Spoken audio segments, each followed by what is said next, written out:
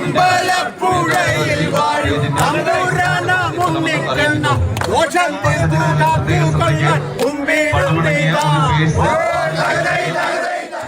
ഭക്തരായ വില്ലുമംഗലം സ്വാമിയാരും ശ്രീകൃഷ്ണനും തമ്മിലുള്ള ബന്ധമാണ് പ്രസിദ്ധമായ നാടകശാല സദ്യയുടെ ഐതിഹ്യം.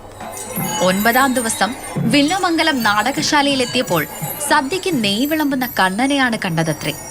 കൃഷ്ണ എന്ന് വിളിച്ച് വില്ലുമംഗലം എത്തിയപ്പോഴാണ് തങ്ങൾക്ക് നെയ് വിളമ്പിയത് കൃഷ്ണനാണെന്ന് ഭക്തർ തിരിച്ചറിഞ്ഞത്.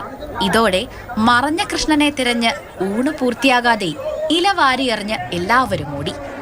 ഇതിന്റെ സ്മരണ പുതുക്കിയാണ് എല്ലാ 9ാം ഉത്സവത്തിനും അമ്പലപ്പുഴ ക്ഷേത്രത്തിൽ നാടകശാല സദ്യ നടക്കുന്നത്.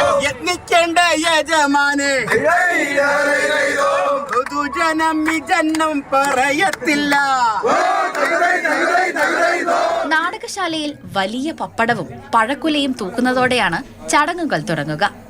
അമ്പലപ്പുഴ പാൽപ്പായസം ഉൾപ്പെടെ 40-ലധികം വിഭവങ്ങളാണ് നാടകശാല സദ്യയ്ക്ക് വിളമ്പിയത്.